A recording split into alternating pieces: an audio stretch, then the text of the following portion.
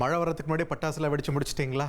ஏன்னா தமிழ்நாட்டில் வடகிழக்கு பருவமழை தொடங்கி இருக்கக்கூடிய நிலையில வழக்கத்தை விட அதிக மழையும் புயல்களும் உருவாக வாய்ப்பு இருப்பதா வானிலை ஆய்வு மையம் அறிவிச்சிருக்கு.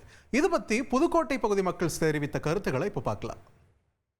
நம்ம வடகிழக்கு பருவமழை ஸ்டார்ட் ஆயிடுச்சு. நீங்க எப்படி எதிர்கொள்றீங்க? மழைநீர் வடிகாலை பொறுத்தவரையும் நீங்க ஒரு எண் கொடுத்துருக்காங்க. அந்த எண்ணுக்கு அடிச்சா அந்த எண்ணு எடுக்க மாட்டேங்குது, போகவே மாட்டேங்குது, எடுக்கவே மாட்டேங்கிறாங்க. ஒரு 10 வாட்டி 15 வாட்டி அடிச்சதுக்கு அப்புறம் தான் அந்த எண்ணு எடுக்கிறாங்க. மழை வந்துருச்சுன்னு சொன்னா இதெல்லாம் தவிர்த்து உடனடியாக நடவடிக்கை. இப்போ நான் ஒரு கம்ப்ளைண்ட்டை பதிவு பண்ணேன். இதுவரை அந்த கம்ப்ளைண்ட்டை சரி செய்யலை.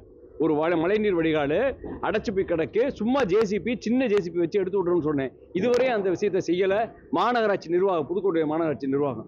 ஆகவே அரசு இதை கவனத்தில் எடுத்து உடனடியாக மக்களுக்கு எந்த விதமான அச்சமும் இல்லாத அளவுக்கு நாங்கள் செயல்பட்டு இருக்கிறத உறுதி செய்யணும். பல்வேறு புயல்கள் உருவாக்கும் சூழ்நிலை இருக்கிறது என்று வானிலை அறிவிப்புகள் சொல்லிக் கொண்டிருக்கின்றார்கள்.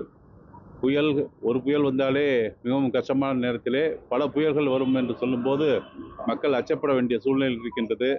வடகிழக்கு பருவமழை பொறுத்தவரையில் மக்களுடைய அச்சத்தை போக்க வேண்டியது அரசின் கடமை. அதற்காக அரசு போர்க்கால அடிப்படையில் உடனடி நடவடிக்கைகள் ஈடுபட வேண்டும் என்று கேட்டுக்கொள்கின்றேன். ரெகுலராக அது தண்ணி வரத்து வாரிகள், குளங்கள் எல்லாம் தூர்வாரப்படாமல் இருக்கிறது.